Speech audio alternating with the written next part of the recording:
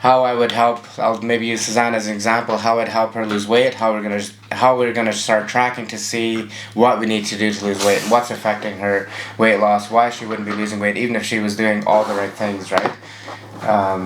Just let in a few more people.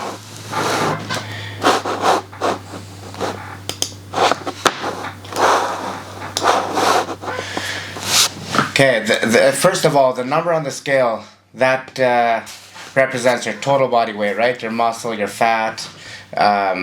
It's like when you drop weight, it shows overall your weight. Like even if you lost muscle, the weight scale would come down. If you went to the washroom or you went whatever, right? You went number one, number two, whatever to the washroom, the weight scale would go down. And if you gain muscle, lose fat, like it just shows you the total number of what's happening.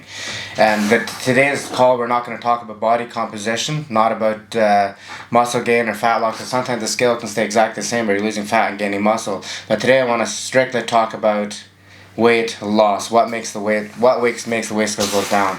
And it all comes down to one thing, and it is calories in versus calories out.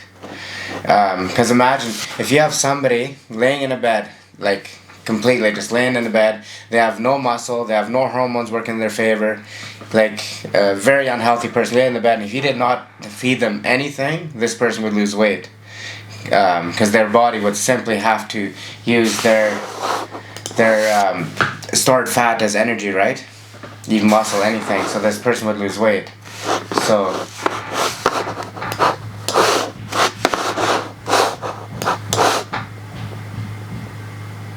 for some reason I updated my PDF reader. Now I can't properly flip through them. Right here. This is how it looks a little bit different this week than last week. But what is a calorie? A calorie is a measurement of energy. When you look on food labels, you'll see it often says kcal. It refers to kilocalories. 1 calorie is the amount of energy required to raise the temperature of 1 kilogram of water by 1 degree.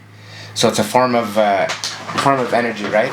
So when we talk about calories in food, we're talking about the energy potential the food provides. Our body uses this energy for everything, from basic functions like breathing, circulating blood, to like walking, weightlifting, running.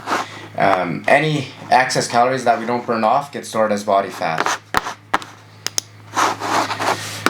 So, and then in order to lose weight, like I said, like to gain weight, you'd be eating more calories than what your body can burn off. And then to lose weight, you would be eating less calories, like less energy coming in than what your body, it was what the energy goes out, right? So 1 pound is 3,500 calories.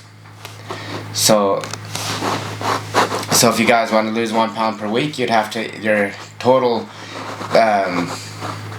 calorie balance would have to be 3,500 less on the average throughout the whole week, right?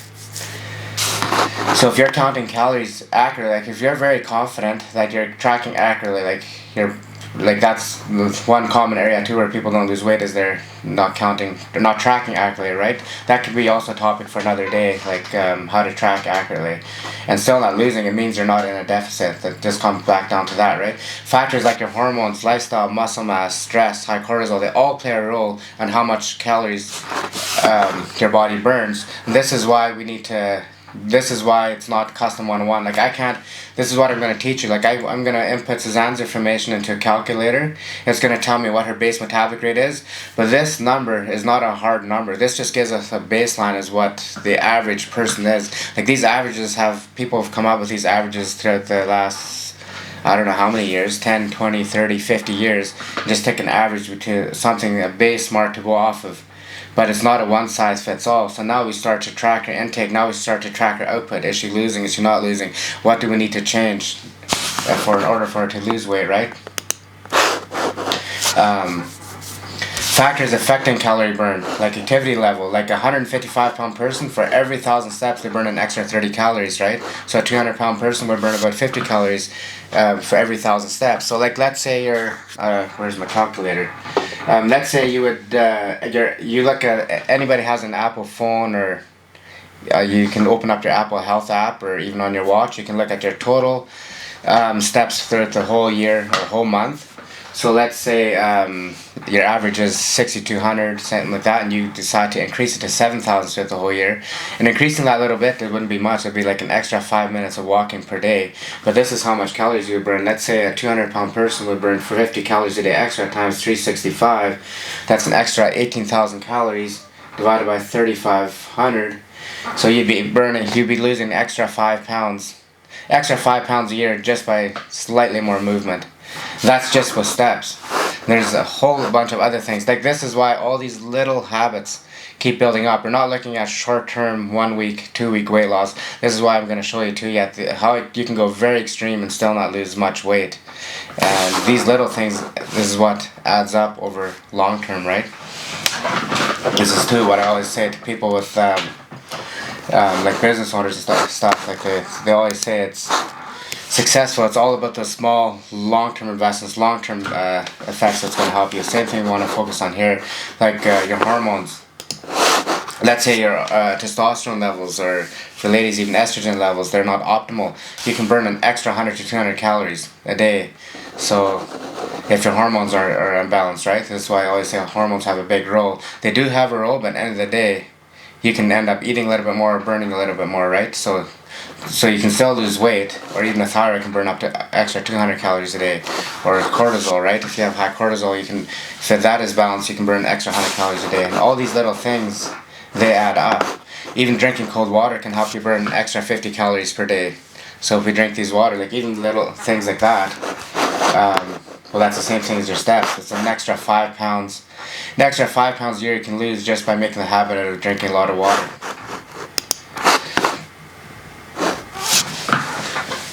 So yeah, the most important to know if you're in a deficit or not is simply by weighing yourself. Weighing yourself. Like, if you're not losing weight, like if you're losing weight 1 pound a week, like a weekly weigh-in is good, but if you're simply not losing and we need to lose weight loss is our goal, we need to weigh every day to see, like, if you're weighing 135 one day 137, next day 138, 140, then all of a sudden we're down 134, take the average, that is your weight, and the next week the average again. If you're lost, you're in a surplus. If you gain, you're in a surplus. If you lost, you're in a deficit, right? Because weight fluctuation will happen day to day. It's not fat loss weight day to day. Weight fluctuation day to day can be if you had a little bit more sodium in your diet. You have, if you just did a weightlifting session, your body's going to retain more water, right? You had a little bit more carbs one day, your body's going to retain water.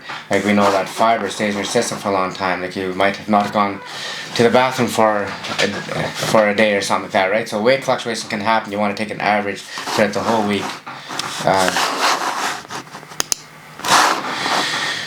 So, calorie output, the base metabolic rate, like your BMR, that's the main thing that burns calories. I'll show that to you when I calculate that for Suzanne here. This is how much calories your body's burning without doing anything. Like, just 100% laying in bed, this is how much your body's calories burning. And 70% of your calories that get burned are this, right? The thermal effect of food, like we know that fiber and protein most of all has a high thermal effect, right? The foods that you eat can burn a lot of calories. Like protein, your body uses 30% of the calories in protein just to digest it. So this is why a high protein diet helps you also lose weight, right? So let me stop sharing here.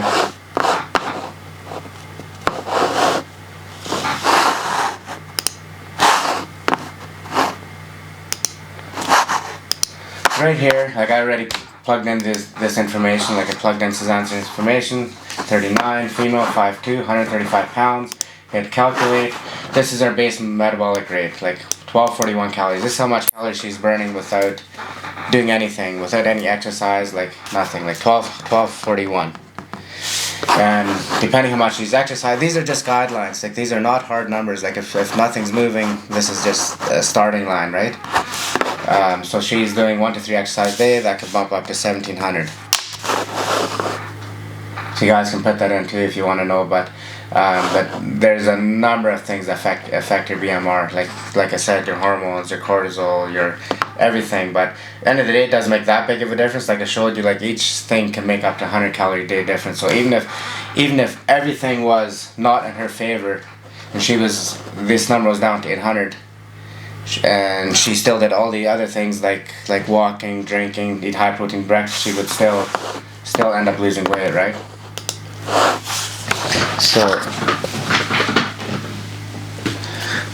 So let's say Suzanne, her base metabolic rate is 1241.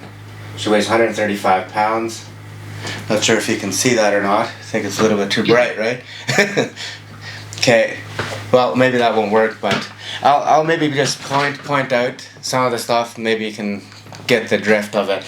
But your base, your total. This is your calorie output, like TDE, what I've often talked about. This is how much calories. What's that? How about if you just bring the thing closer, or can't you bring it closer? I can't bring it closer, no. Is there? What's that? Like your board, you can't bring the board. I can't bring it closer, no. That thing would. It's. Okay. Yeah. Okay. It's that tripod is all with strings and stuff. It would fall apart. I had to, even just moving it doesn't work. But TD, I could even Google it if that would make a difference. But no, I can even just point your TDE like BMR. 70% of your calories output is your BMR, and that is muscle mass, age. And that's why they say age, because you lose muscle mass. Muscle mass is the biggest one. It can be hormone. It can be anything, right? This is like all those small habits that I talked about, like water, lifting weights, all this stuff right here, 70%. Because the more muscle mass you have, like, man, I wrote that down here too, like muscle too is like for every 10 pounds of muscle you have, your body burns, I think it's 70 calories. So an extra 70 calories for every 10 pounds of muscle you have, but it's not just that. That's not the biggest factor in why muscle mass lets you burn calories. If you have more muscle, even just walking up the stairs, your body burns a lot of calories because you have that much more muscle. Because muscle uses a lot of calories when you use it. When you go lift weights, if you had no muscle and you only were able to bench press like 30-40 pounds, your body's not burning a lot of calories. But now if you bench 200 pounds, your body's burning a ton of calories. Kind of like the example I used, like a Lamborghini. It uses a little bit more fuel than a Prius just idling, but as soon as you step on that thing, it burns a ton of more fuel than the Prius, even if you step on that Prius, right? So muscle mass makes a huge difference in your base metabolic rate. And then the 15% of your calorie output is NEAT. That is from non-exercise activity. This like from stuff that you can control. This is one of the best things. It's like steps, walking, fidgeting, moving around, like being active. And there's a lot of stuff that affects NEAT. This is the main factor. What like cortisol affects NEAT because you're not gonna move as much. Sleep is gonna affect that big time. They say sleep can burn up to 500 calories more if you have more sleep. You ever notice you didn't have sleep? You're gonna sit a lot more. Yeah, a lot of stuff affecting your NEAT. So that's the making practice out of trying to get those extra little 1,000 steps on average, just little movements up is going to make a big difference. The next biggest thing, like 10% of your calorie output, is the thermal effect of foods. The foods you eat, right? If you eat more whole foods, like a lot of protein, fiber in your diet, your body actually burning a lot of calories trying to break that down. So that burns 10% of your calories. So all those numbers come into play so if we just followed calories, right? If she was eating 1,200 calories, she's eating 1,200 calories, but there's no whole foods in there, it's mostly processed, she still wouldn't lose weight because she does not get her thermal effect of her foods. If she's not drinking her water, like all this calorie output would not matter. If she's not getting her steps, she's not getting her movement. We just need to keep dropping her calorie input in order for her to lose weight. But we know what that does. Then that starts slowing down your hormones, your sleep. It affects everything when we start dropping calories. This is why we always want to focus on habits first, not losing, tracking is active, then start dropping calories, right? And the least amount of calories you burn in a day is from exercise activity. Sounds weird, different than what we're all used to, but you only, like your total calorie output for the day, like let's say you run an hour on the treadmill, that's only 5% of your calorie output comes from exercise or lifting or weightlifting, stuff like that. So exercise has that little to do with weight loss. But weightlifting has a big time because over long term, because as you lift weights, your body's adding muscle mass, and that's the biggest thing impact. So lifting weights is what's going to help you burn more calories long term, right? So this is how you want to track your weight. Like I would do, if you're not losing and you want to lose weight, like simply I would weigh in daily to make sure you're in a deficit, and then tracking, like track diligently if you're not losing, because if you're eating 1200, 1500, 1200, and then even 800, but yet your average is 1300, you're still not in a deficit. Your body's calories are on a weekly average, right?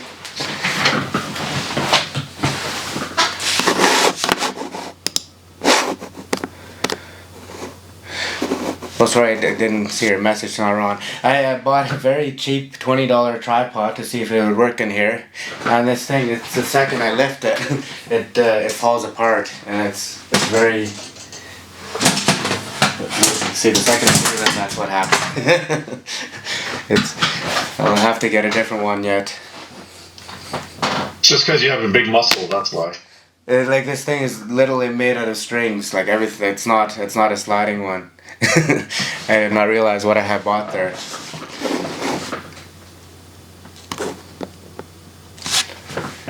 But did anybody have any questions on that?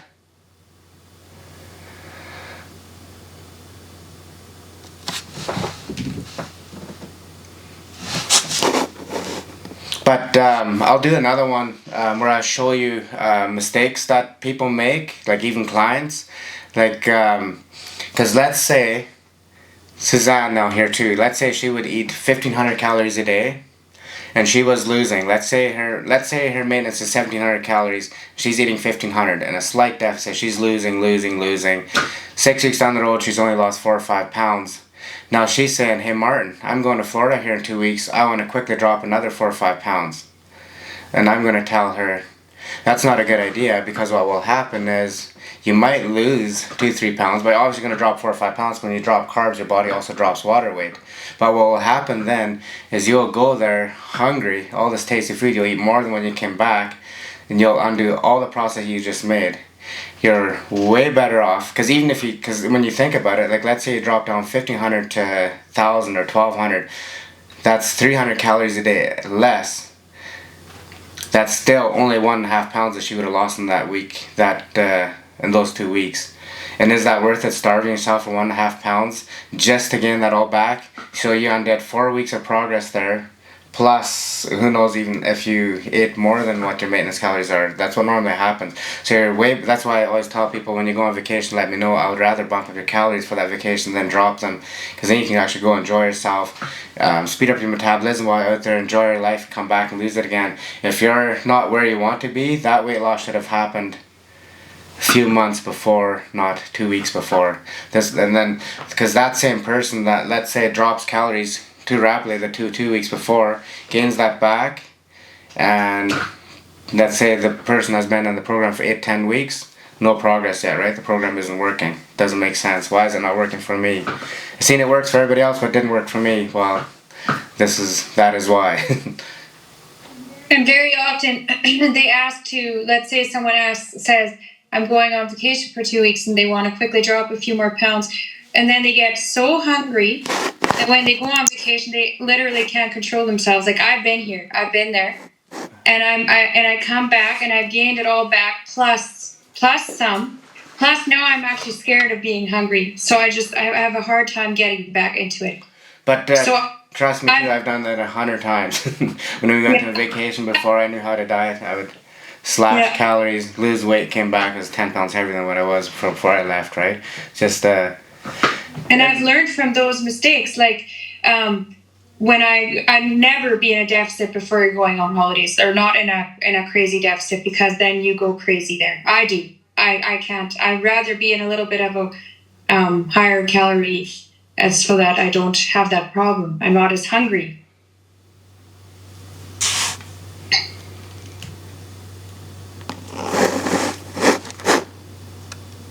So all these little things is what I'm trying to say adds up over time. Drinking your water, moving. They all feel like useless things. At the end of the day, they make so little difference on a day-to-day. Even on a month, like such little difference. But when you look at the whole year, these habits they're big. Like they make a huge difference. That's when they're gonna start paying off, right? And this is how people become healthy. Like I've had clients that have been in my program for 2 years. They didn't get the transformation in 4 or 5 weeks. This was habits that they built up over the years, right? You can get a transformation very fast if you're very disciplined, but still, at the end of the day, it comes down to those habits.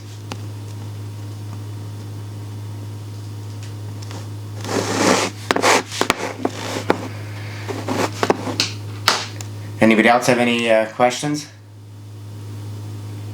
Martin, I have a question. Yeah. You said protein is like your thermogenics, right? That's right, yeah. So what are thermogenics? Thermal means like your body's burning more calories. I should maybe look up the exact term for it. Body uses a lot more energy to break down protein than other sources or other macros, right, Martin? Anything that burns, like a coffee, would be a thermogenic. Like caffeine, like if you drink coffee, like your body can burn up to 100 calories a day extra, right? That's a thermogenic as well. But let me quickly look up the exact correct term for thermogenic, what that even means. Well, and I've seen there's like thermogenic supplements. Is that something that you would recommend or no? Well, it's like you will 100% benefit from it if you're in a deficit. Because like I said, you might burn an extra 50 to 100 calories a day, maybe even 20. But you know what I mean? Like if you're not in a deficit, it will make zero difference because you can take 3 chocolate chips and that you're back into it. But if you're in a deficit, your nutrition's dialed in, all those little things will definitely help, yeah. Okay. Thanks. Yeah. But no, I'd recommend doing caffeine pills or even fat burners. Like they'll give you a slight edge, but only if you're in a deficit. Only if your nutrition and everything else is in place. Otherwise, they're useless. They will not help anything if you're not in a deficit, like I just explained here. So even like a pre-workout will help you if you're in a slight deficit and you're tired at doing the workout. You're not going to burn as much calories, right? But if that gives you more energy to push through, obviously you're going to burn more calories, right?